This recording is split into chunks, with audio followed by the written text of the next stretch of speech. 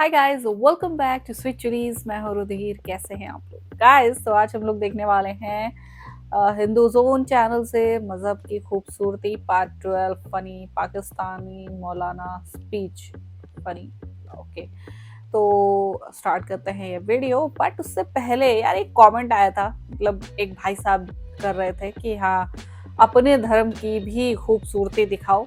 तो ऑब्वियसली भाई साहब, हाथ जोड़कर आपसे विनम्रता पूर्वक मैं एक बात कहना चाहती हूँ कि जब भी मेरे धर्म की कोई ऐसी उल्टी सीधी खूबसूरती आती है ना सामने, हालांकि है नहीं, लोग बना लेते हैं, ठीक है, लेकिन अगर ऐसी आती है, ठीक, तो मैं उसे भी कॉल आउट करती हूँ और बहुत अच्छे तरीके से कॉल आउट करती हूँ, ठीक है। तो ये मत सोचो कि मैं बायस्ड हूँ। जो चीज गलत होगी मैं उसका विरोध करूंगी ही करूंगी। ओके, जो गलत है वो गलत है, वो किसी भी धर्म किसी भी मजहब से जुड़ी हो। ओके, सो स्टार्ट करते हैं वीडियो। इसकी ओरिजिनल लिंक आपको डिस्क्रिप्शन में मिल जाएगी।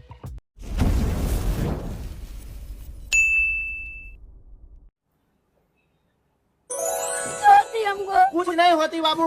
मोमिनों का क्या बच्चा। ऐसा होती हमको छोड़ देती। कुछ नहीं होती। वो ऊपर चिड़िया। नहीं, हम ऊपर न देखती, हम ऊपर चिड़िया देखती, आप मेरा चिड़िया उड़ा देती, आप हमको बुद्धू बना। मैंने उसको कहा थोड़ी मोटी हो रही है, भागा कर। वो किसी और के साथ भाग गई। अरे ताऊ, तो मेरा आपसे सवाल ये है कि एक हिंदू की अच्छी और बुरी बात बताओ तो क्या बताओगी? अच्छी आदत तो ये है कि वो बहुत पोलाइट होते हैं, उनमें गुस्सा बहुत कम आता है, बात करने का अंदाज बहुत अच्छा होता है और मीठे लोग होते हैं, मीठे लोग होते हैं, जैसे गुड़। गुड़ों की तरह मीठे होते हैं। बुरी चीज वो भी तो बताओ। बुराई तो एक या दो हमें बच्चे निकाल बेचारा देती हिंदू क्या थी? पैदा करता है ये सोच के कि एक अच्छी एजुकेशन दे, एक अच्छी अपब्रिंगिंग दे, बच्चा बड़ा होके देश के कुछ काम आए, राष्ट्र हित में कुछ काम करे। लेकिन इन लोगों में क्या होता है, इन लोगों में यह है कि 4 बीवियां रखते हैं और एक मियाँ भाई तो है ही, तो हम 5, हमारे 75, सबके हाथ में ईंट और पत्थर, जीते जी संभलती नहीं एक, और मरने के बाद भी इनको चाहिए 72। That was solid. 72 के चक्कर में ये मदरसा जाते हैं, पत्थरबाजी करते हैं, सारी बच्चे जो है वो अल्लाह ताला की देन, और फिर बच्चों को बड़ा मोदी सरकार करे। फिर क्या बात है सर, क्या बात है सर। करवा रहे हैं, हलाला करवा रहे हैं, 3 तलाकों को 3 करवा के क्या करवा रहे हैं, हलाले का रास्ता खोल रहे हैं। ये हलाले का रास्ता हम नहीं खोल रहे, कुरान ने खोला है। कुरान ने कहा अगर तीसरी तलाक मर्द ने दे दी है तो औरत पहले शौहर के पास नहीं आ सकती जब तक कि वो किसी और मर्द से निकाह ना कर ले, और फिर वो उसको अगर तलाक देता है तो फला सामान जुनाह समझ अलैहिमा, लेते हो। फिर कोई गुनाह नहीं है पुराने मियां में और इस औरत में कि वो दोबारा निकाह कर ले। ये क्या बात करता है यार? नहीं, तो कुरान के अल्फाज हैं।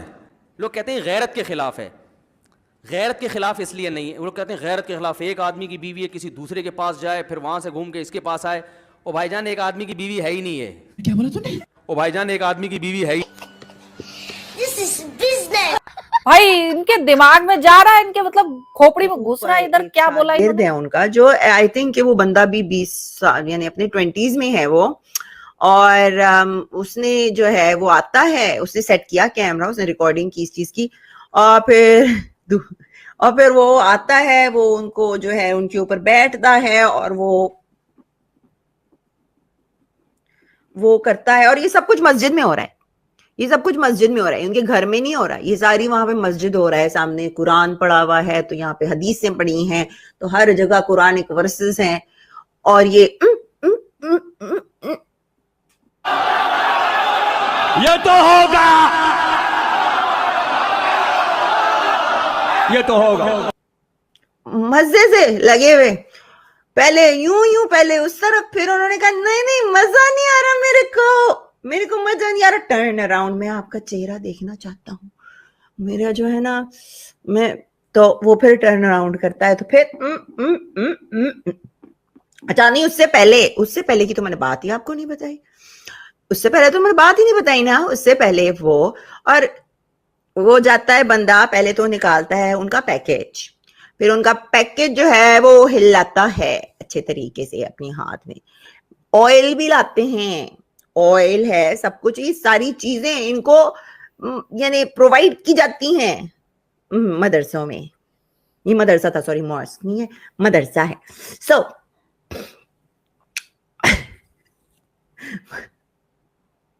मदरसा है, यहाँ पॉर्न शूटिंग की जगह बना के रखी है आप लोगों ने। हाँ, ओ मजे ले लेके ऊ ऊ ऊ ऊ कर कर के मौलवी साहब जब अच्छी तरीके से फारिग हो गए 5 मिनट में, बंदे तू भी ना खुश रहो कि वो बंदा सिर्फ 5 मिनट में फारिग हो गया। सो ये एक वीडियो मैंने देखी, फिर एक वीडियो मैंने इनकी देखी थी जहां पे इनकी हो रही थी। ये गुफ्तगू नहीं करने दे रही है कौम, ये कौम नहीं बोलने दे रही है, हर चीज का मजाक बना रही है। अभी आप नीचे कमेंट देखिएगा कि सरफराज नाम के आदमी से निकाह करा था, उन मतलब हलाले के लिए निकाह करा था। अब वो उनसे तलाक लेना चाहती हैं, वो तलाक नहीं दे रहे हैं और दोनों बच्चों को मुझे एक करना है का, मुझे अपने पहले शौहर के पास जाना है का। इसलिए क्या कहते हैं वो कहते हैं कि मैं तलाक नहीं दूंगा। क्या उम्र है जिनसे निकाह हुआ है? उनकी 60-65 साल, उनकी 60-65 साल। ये भगवान क्या जुल्म है। जूही के पति जावेद ने जो जूही को 3 तलाक दिया वो गुस्से की कंडीशन में दिया था। थोड़े टाइम बाद जावेद को इस बात का एहसास हुआ कि बच्चों से, एक बच्चे से माँ का प्यार छिन गया, एक बच्चे से बाप का प्यार छिन गया। अच्छा वाह, बड़ी उसमें रियलाइज हुआ। तो ये मैंने गलत किया है, मुझे जूही को फिर से रखना चाहिए, फिर से बीवी बनाना चाहिए, बात करनी चाहिए। तो अब जूही से बात की, जब ये बात समाज के बीच में आई तो बात हुई कि भाई जूही का हलाला कराना होगा।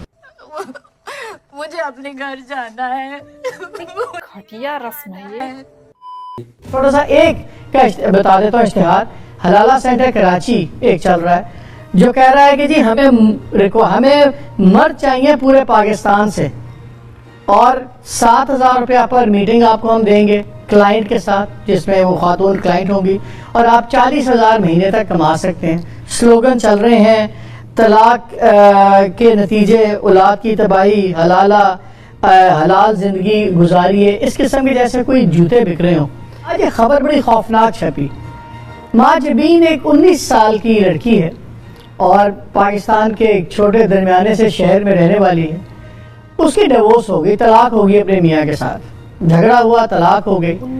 फिर बाद में दोनों बच्चे हैं, वो भी 19-20 की, लड़का भी कोई 22-23 साल का। फिर उन्होंने कहा कि हमारे से गलती होगी, हमने दोबारा शादी करनी है। उस पर जब उन्होंने फैसला किया तो लिया गया, राय ली गई, तो उन्होंने कहा नहीं, इसको पहले हलाला करना पड़ेगा।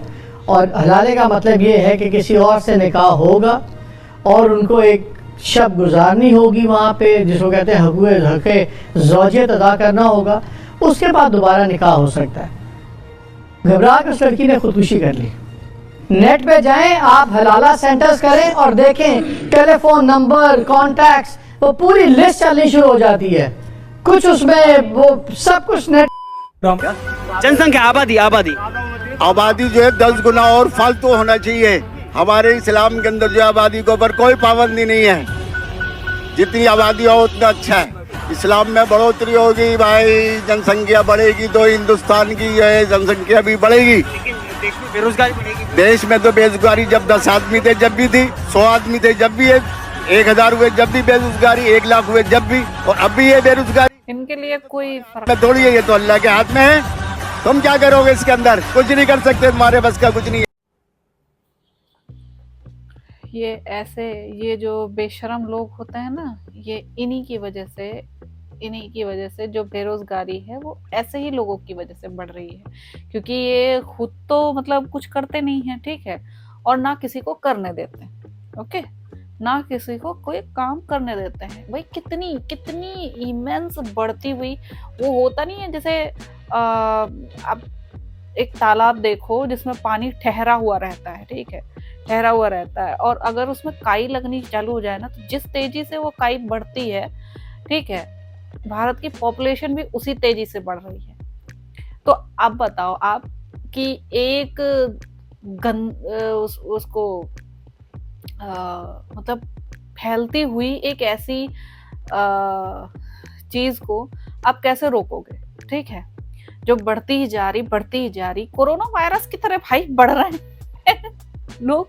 और मैं यहाँ पे किसी एक मतलब इनको नहीं कह रही कि हाँ सिर्फ इन्हीं का मतलब मजहब जो है या मजहबी बातें जो है, मतलब मैं खाली इनको नहीं कह रही हूँ, मैं पूरी भारत की पॉपुलेशन की बात कर रही हूँ कि हाँ कैसे बढ़ती हुई चली जा रही है, ठीक है। और जब इतने लोग हो जाएंगे भाई, हद से ज्यादा जब लोग हो जाएंगे तो बर्तन भाई उतनी ही साइज का है। अब उसमें तुम प्रोडक्ट जितना भरोगे, ठीक है, जो आप भरते ही जाओ, ठीक है, और एक टाइम आएगा कि वो फुल हो जाएगा और उससे बाहर निकल जाएगा प्रोडक्ट, ठीक है। तो उसमें क्या कर सकते हैं, थोड़ा तो निकालना पड़ेगा उसे, है ना, खाली करना पड़ेगा या फिर बड़ा बर्तन लेना पड़ेगा, ठीक। तो बहुत सारे ऐसे रास्ते होते हैं, लेकिन इन लोगों को इस चीज से कोई फर्क नहीं पड़ता है। मैं यहाँ सोच की बात कर रही हूँ कि इनकी सोच कैसी है, ठीक है। इनकी सोच ऐसी है कि बस मतलब ऊपर वाला जो है वो देता रहता है। ये ऊपर वाले के हाथ में नहीं है, ये तुम्हारे ही हाथ में है, समझे। ये तुम्हारे हाथ में है, तुम्हारी सोच में है ये चीज कि भाई तुम किस हद तक कितने बच्चे पैदा करना चाहते हो, ठीक है। ये पूरी तरह तुम पर डिपेंड करना होता है कि हाँ तुम कितने बच्चे पैदा करना चाहते हो और उन्हें किस तरीके से बड़ा करना चाहते हो, ठीक है।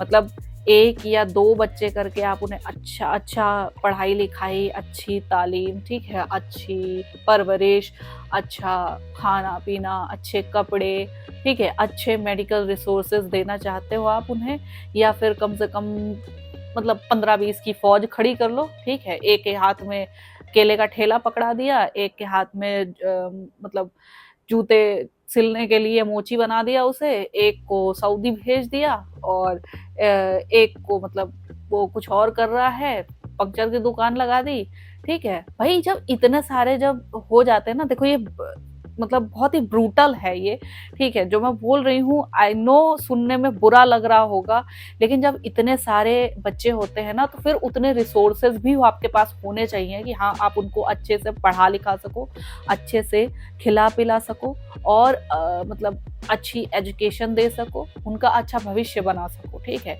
1-2 पे तो आप चलो ढंग से काम कर लोगे, ओके, लेकिन आज के टाइम पे, आज के ज़माने में, आज के समय में, ठीक है, जो इतना डिजिटली मॉडर्न ज़माना है, ठीक, आज के टाइम पे आप 15-20 बच्चे कैसे संभालोगे, किस हिसाब से संभालोगे, हैं, कैसे करोगे, तो नहीं हो सकता ना।